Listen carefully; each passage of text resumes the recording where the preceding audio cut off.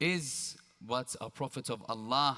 If he dies or is killed, you will return back towards your heels on disbelief.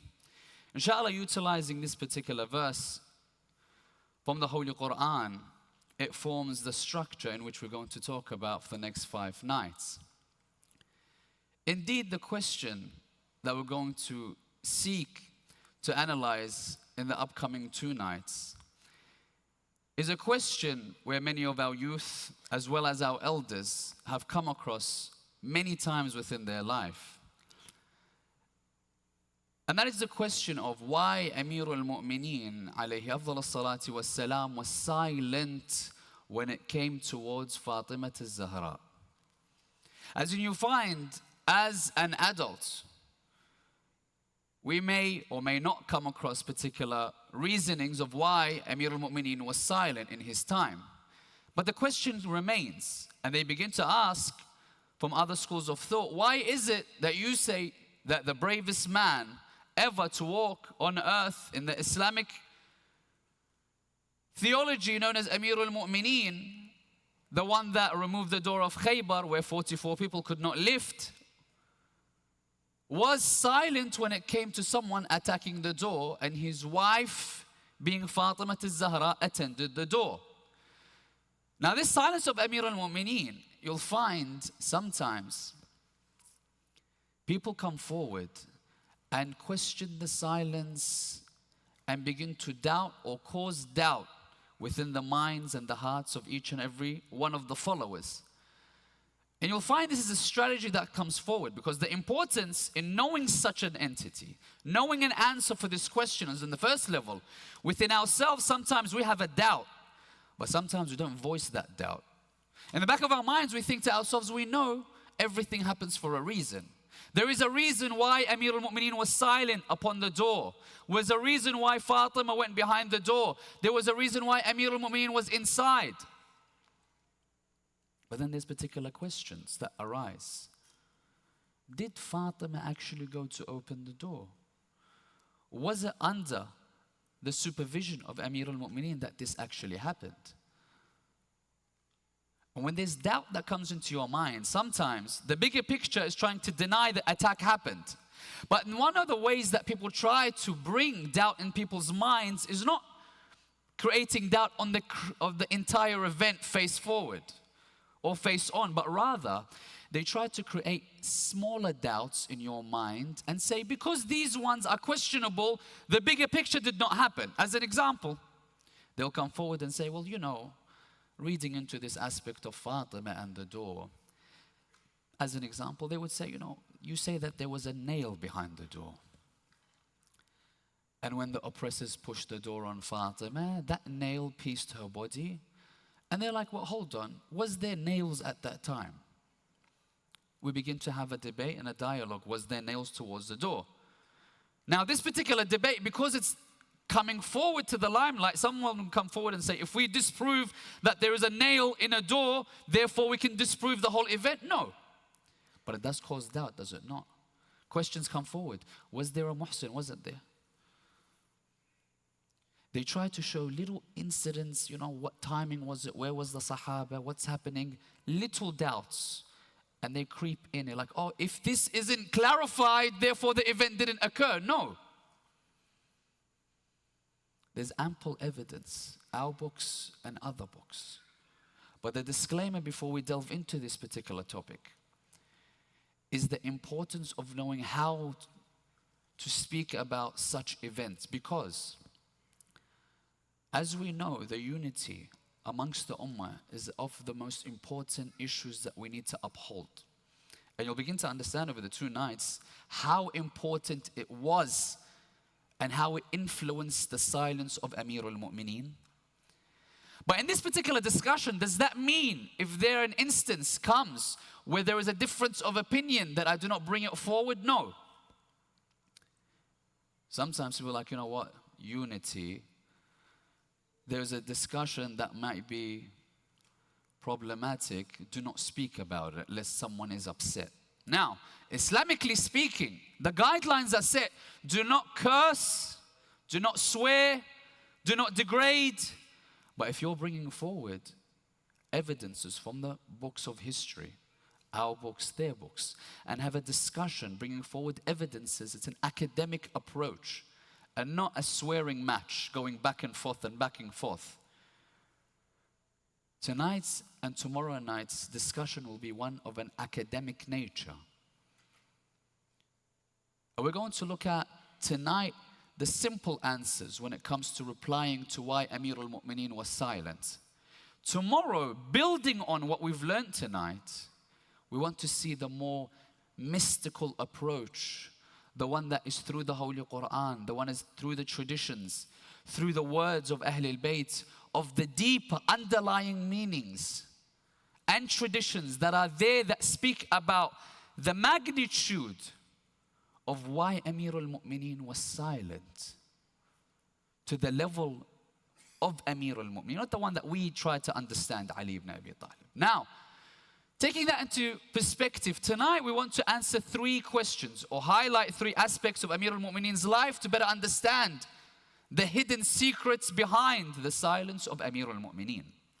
The first of which is, what is the importance of looking at the different lenses people view Amir al-Mu'mineen? As in, when we're discussing the secrets of the silence of the Mawla, is the way that we look at the Mawla of the utmost importance, or isn't it? Or can everyone understand what happens equally? Number 1. Number 2, we want to ask the question. We often hear, Amir al-Mu'mineen was silent, Amir al-Mu'mineen was silent. And the obvious answer that people bring forward is there was a wasiyyah. There was a will from Rasulullah to be silent. Now you're bringing the answers questions. Where's this will? What does the will say? You know, where is it found? Is it in our books, other books? What exactly is the content of this will? And is this will conditional upon something? Or is it clear cut that you have to have patience, full stop? Number 2. And number 3, to look at one of the grand comparisons that apply to this topic is when we look at the comparison to a deeper nature between Amir al-Mu'mineen and Harun and Rasulullah and Prophet Musa. To see what in the life of these two can give us an indication about the underlying reasonings why Amir al-Mu'mineen was silent. When we bring the issue of Fatima al-Zahra, we have to understand it was part of a greater attack on the Khilafah. And arguably the first domino to fall, the first lady to put her blood in the defense of Imam was Fatima al-Zahra. So inshallah tonight, when we delve into these 3 aspects that we want to gain closeness to understanding why Amir al-Mu'mineen was silent, and then continuing tomorrow, please assist me in blessing the majlis and illuminating our hearts and minds with 3 loud salawat ala Muhammad wa ali Muhammad.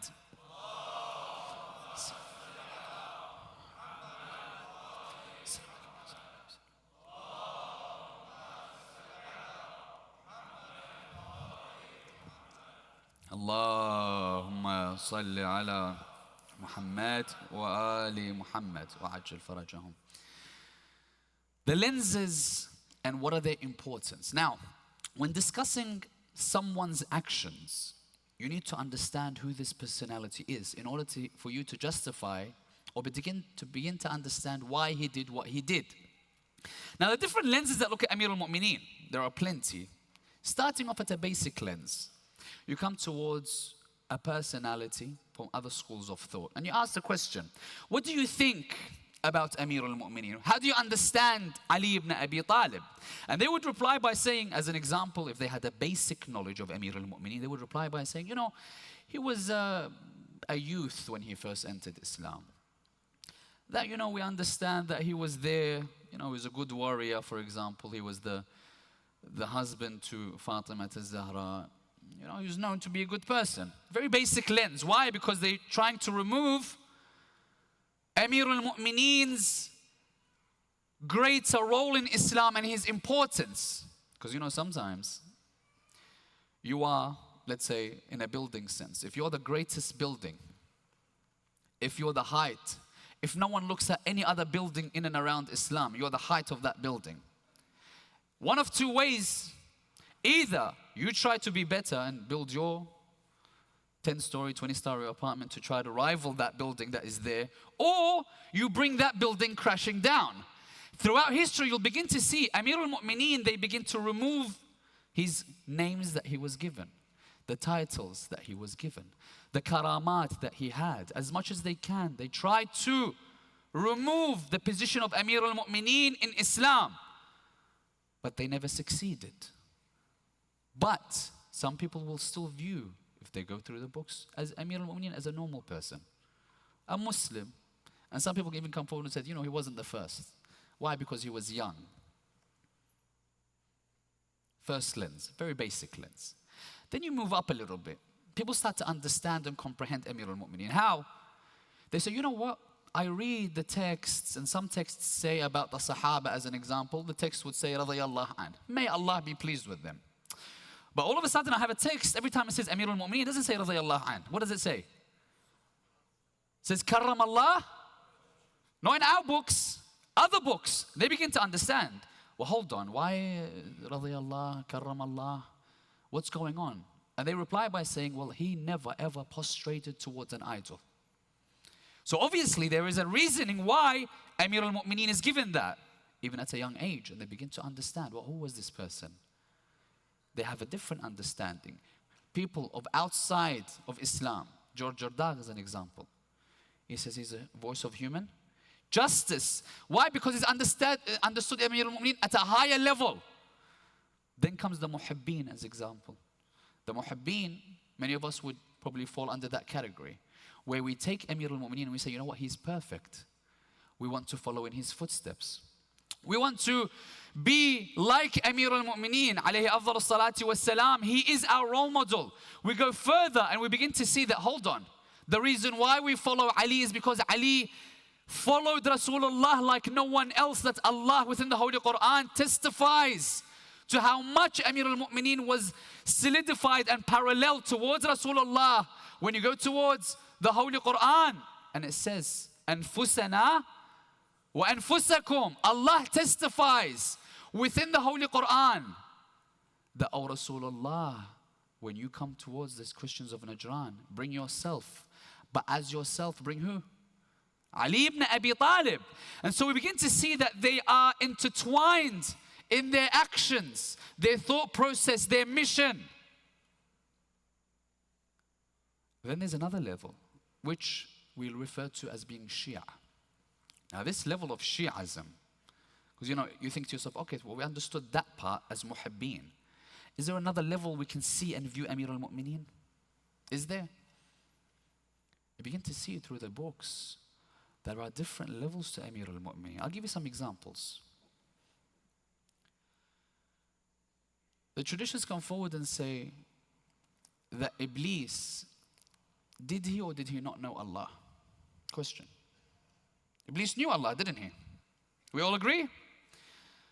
Iblis, Amir al-Mu'mineen would say in Nahj al-Balagha, he would prostrate a prostration that lasted 6,000 years. We do not know those 6,000, are they from the years of this world or the years of the hereafter? Other traditions come forward and say there was not a place that Iblis did not prostrate on this earth. Now, if we were to take this perspective, Tawheed, Iblis had it. But when he said to him, bow down to Adam, Adam being what? Imamat. Did he accept his Tawheed? He doesn't.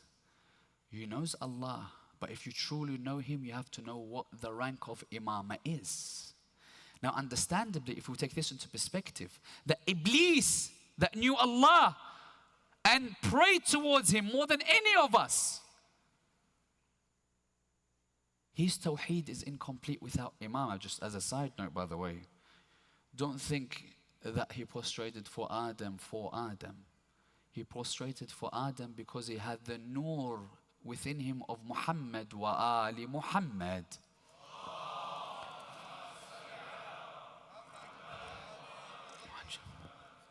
So when we take this perspective, we begin to understand, well, hold on. Allah in Tawheed is not in a particular place. Do we agree? Allah is beyond that to be comprehended. When someone comes towards Imam al-Sadiq that studied 2 years under him, and he says to him, oh Yabna Rasulillah, I began to preach in Baghdad. And he says to him, really? But you've only did 2 years under me. He goes, yeah, now I've reached a rank where I can preach as I like. He goes, okay, so you think you've had an adequate level of learning in order for you to preach to the people? He says, yes. He says, okay, I'm going to ask you a question. He says, ask away. He says, are you sure? He goes, yes. He goes, okay, then tell me. I want to ask you, but I don't know what to ask you. So tell me, what do you do more than anything else? So this person is like, I pray more than anything else. He goes, okay, mashallah. What do you do in your salah, or you pronounce in your salah more than anything else? So he says, thinking about it. He says, up, we go down, I say Allahu Akbar. So when you say Allahu Akbar, he says, okay, explain to me, if you're saying that you have enough knowledge, what Allahu Akbar means. So the person replies to Imam al-Sadiq saying, Allahu Akbar, the way I understand it, is Allah is greater than anything. Imam says, that's your understanding? He says, yeah, that's my understanding, that Allah is greater than anything else. He goes, your tawheed is, mashallah. He says, what do you mean? He says, if you say Allah is greater than, you're comparing him, aren't you? If you say Allah is greater than this world, comparing him. Greater than the universe, comparing him. Galaxy, comparing him. He says, oh, hold on. So I've been thinking about this all wrong the whole time. He says, yeah. He says, then what is the true meaning of Allahu Akbar? He says, Allah Akbar min an yusaf. Greater than that to be comprehended. That's what he's greater than. So if you understood that Allah is greater than that to be comprehended, the Imams come forward with a particular tradition. In Bihar al-Anwar, Juz' 24, there is a translation for a particular verse from Surah Al-Ghashiyah, ayah 25 and 26. This particular verse comes forward. What does it say? Inna ilayna iyabakum thumma inna alayna hisabakum. For you, to us, your return will be, and by us will be your judgment. Who's speaking at the moment? Allah subhanahu wa ta'ala. To us you will return, and we will be the ones that judge you. Now, if we've understood Tawheed, if we've understood this concept that Allah is not a physical body in the day of judgment, therefore, who is going to be the one that is telling us to go to heaven, going to hell? If you ask, some people come forward with the argument that say, the angels. The angels will be the one that divide us between heaven and between hell. Those are the people that have a problem in their heart to the love of Muhammad wa Ali Muhammad. Allah.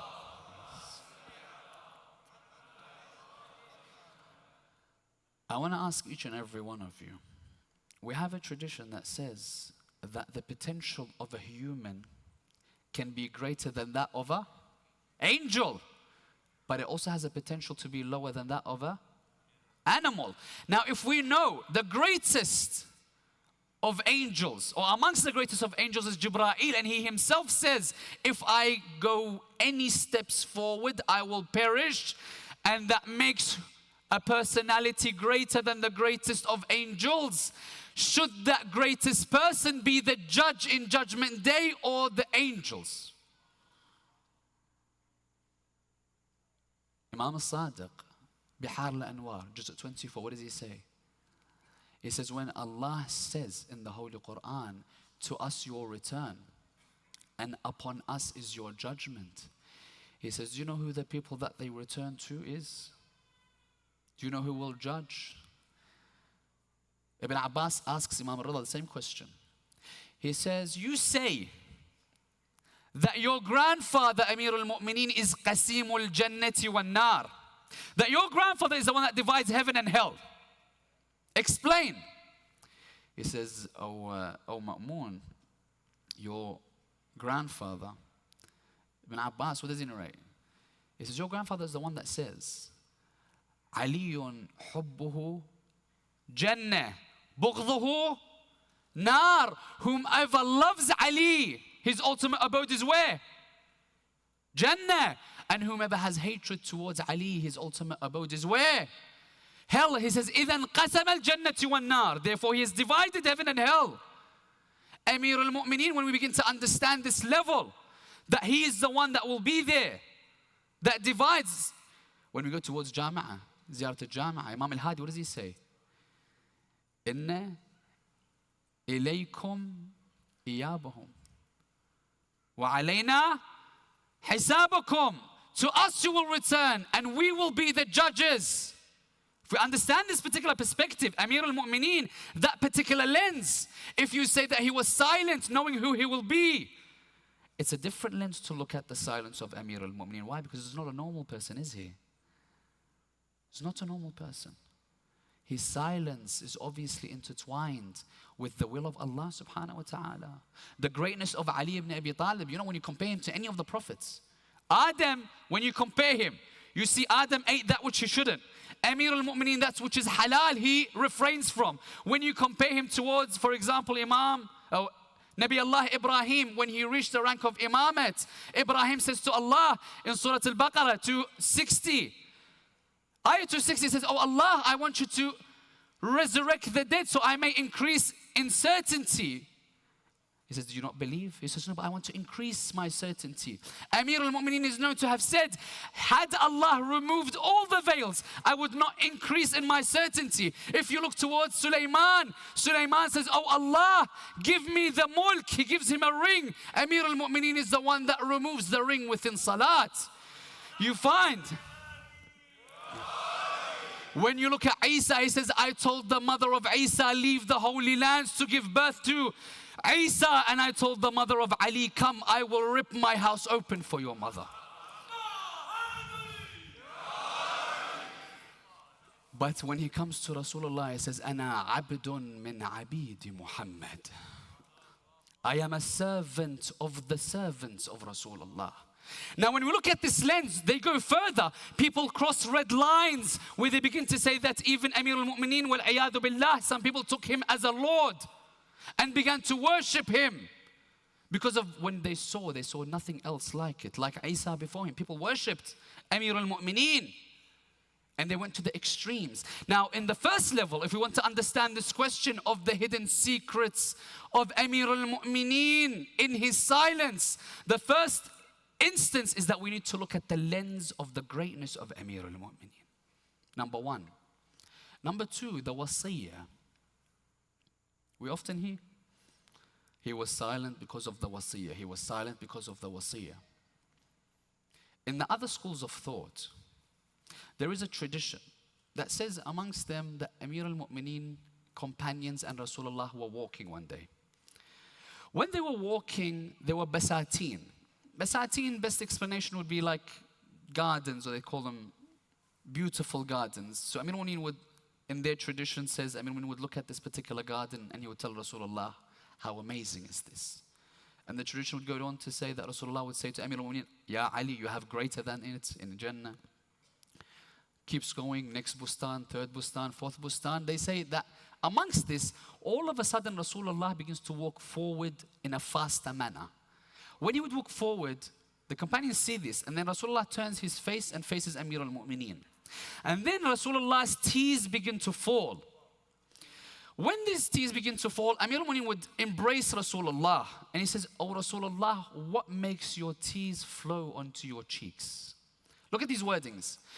He says, oh Ali, I am fearful because I can see in the hearts there are anger and major animosity towards you, and I know very well it will not be showcased until after my demise.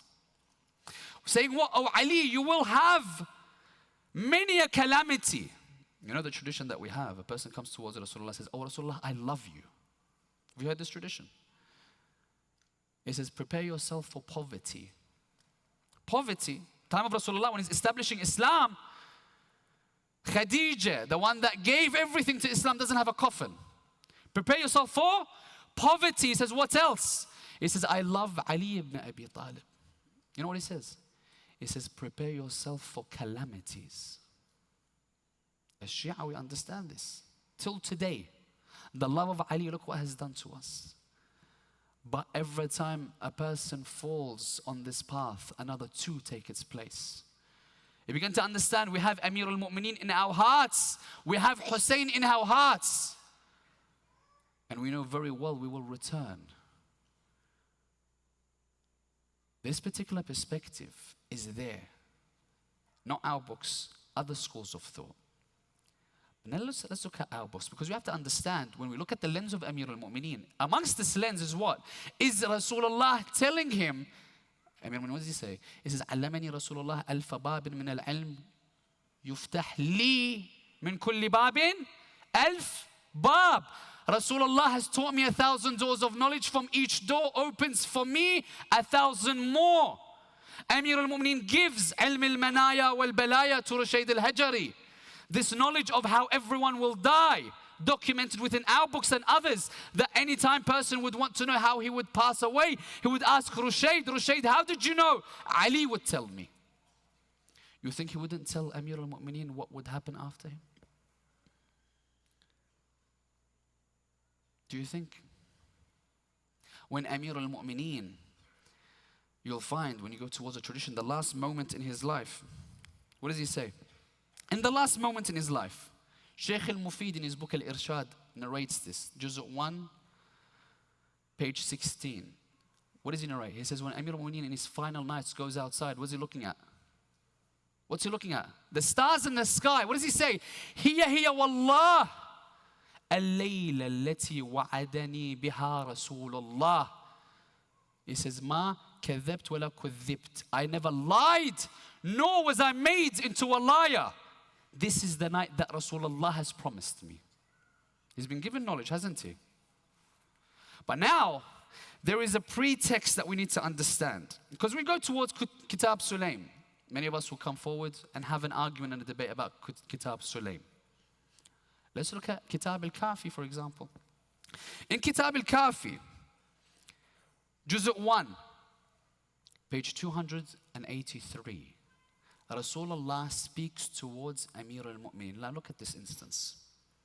As he's speaking towards Amir al-Mu'mineen, he tells him, oh Ali, be patient. Do not get angry. Control your anger. Control your wrath.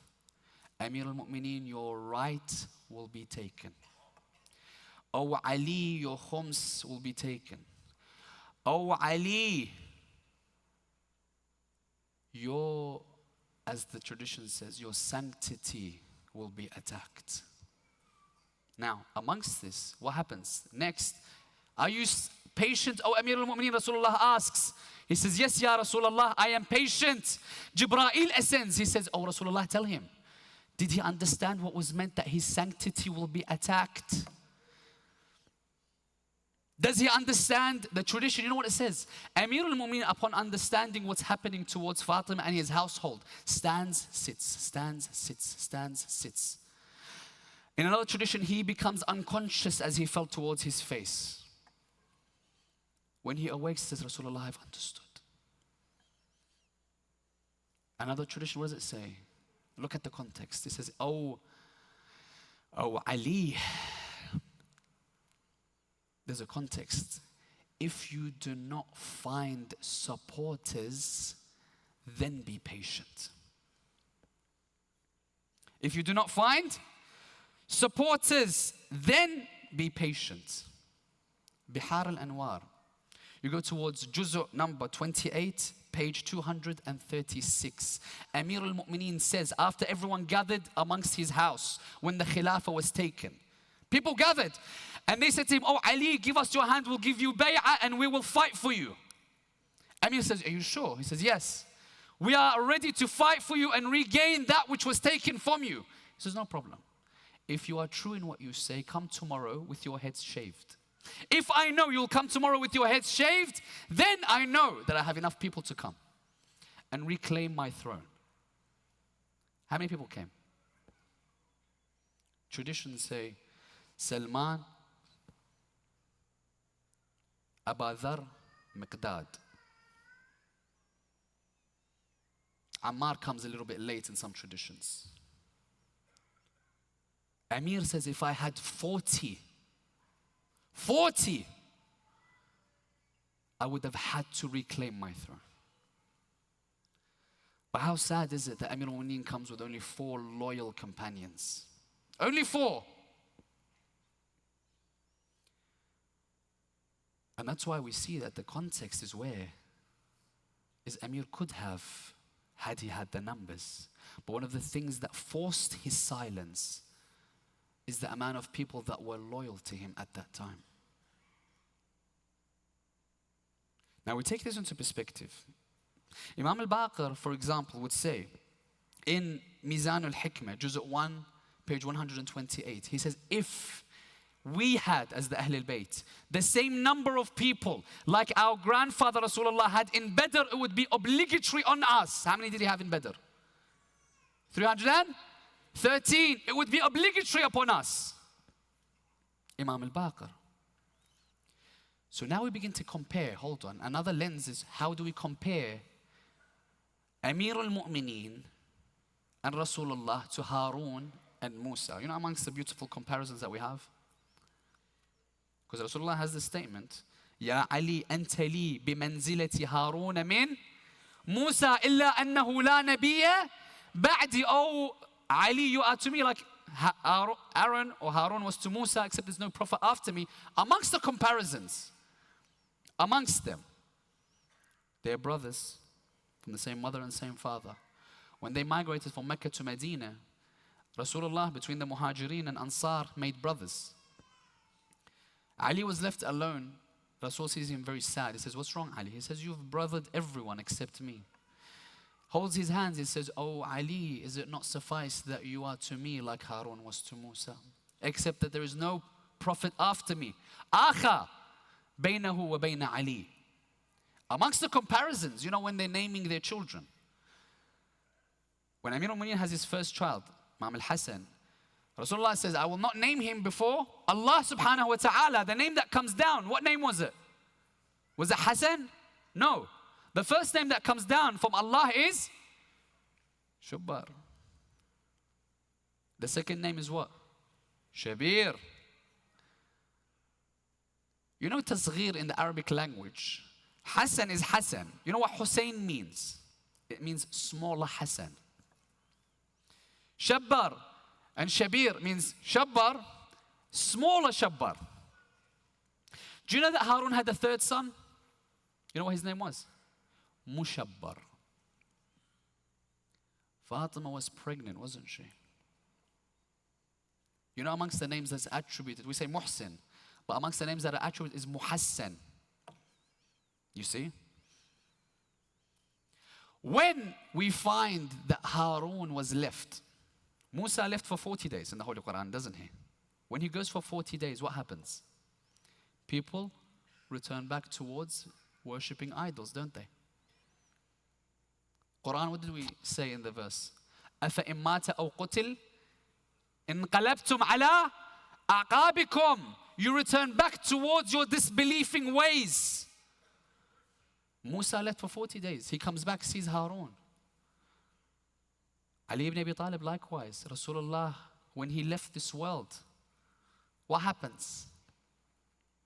And you know, one of the beauties of comparison, one of the beauties that we begin to understand is the fact, subhanallah, is the fact that when Musa returns to Harun, you know what he says to Musa when Musa comes angrily? Why are they worshipping a calf? Grabs him by the beard. You know what the words of Harun to Musa is? Bismillah ar-Rahman ar-Rahim. Surah Al-Imran, ayah 150. Look at what Harun says towards Musa. قال ابن إن القوم استضعفوني وكادوا يقتلونني. What does he say? That the people, when you left me, استضعفون, you know what it means? Found me without any supporters. And they attempted to kill me.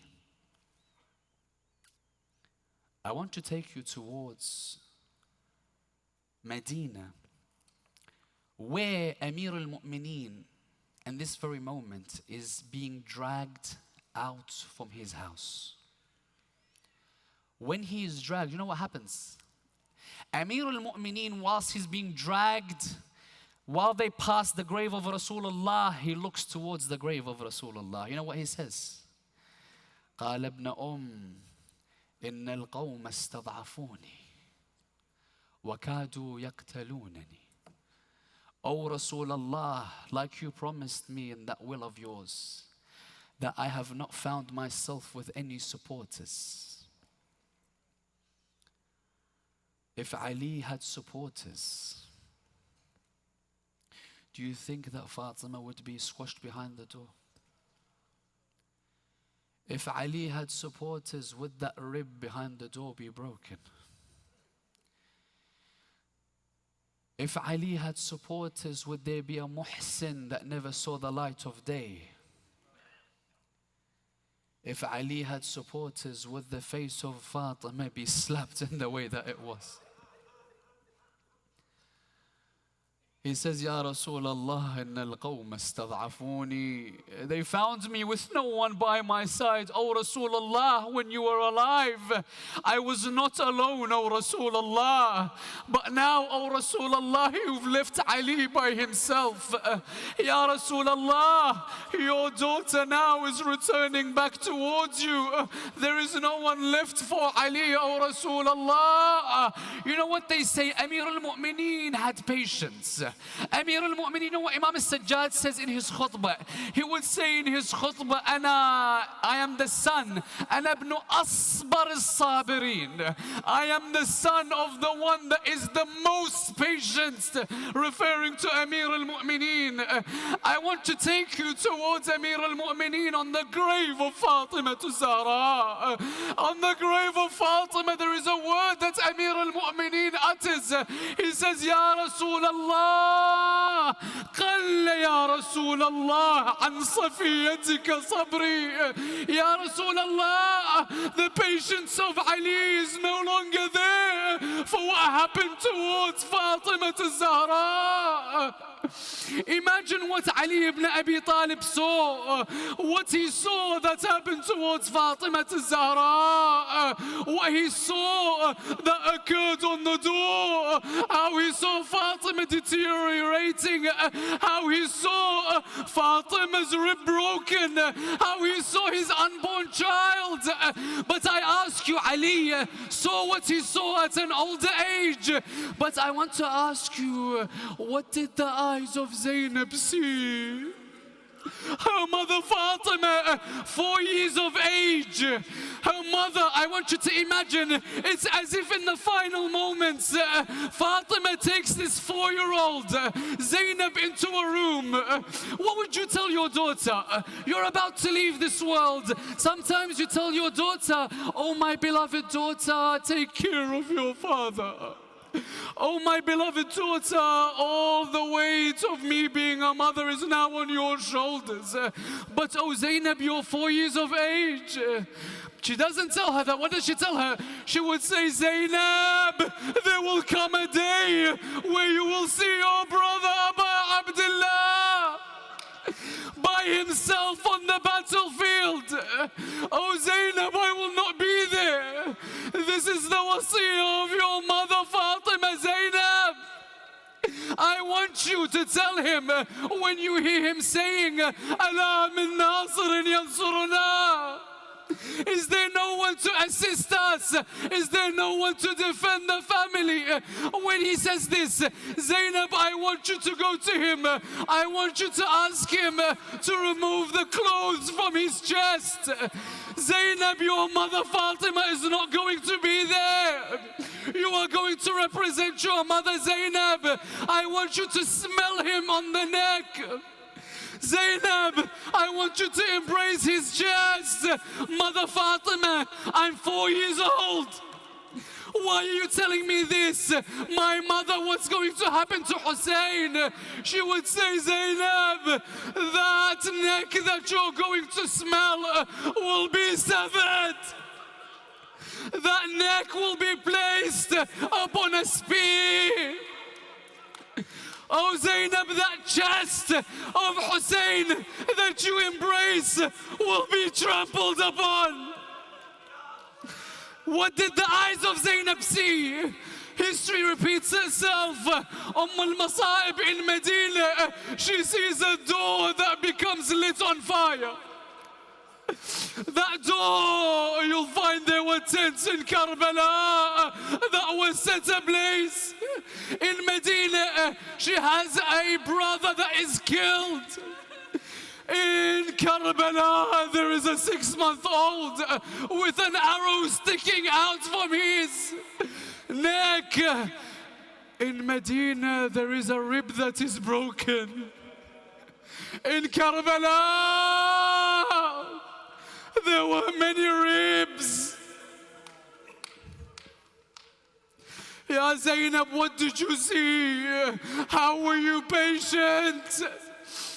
Inna lillah wa inna ilayhi raji'un. وسيعلم الذين ظلموا آل محمد أي منقلب ينقلبون والعاقبة للمتقين.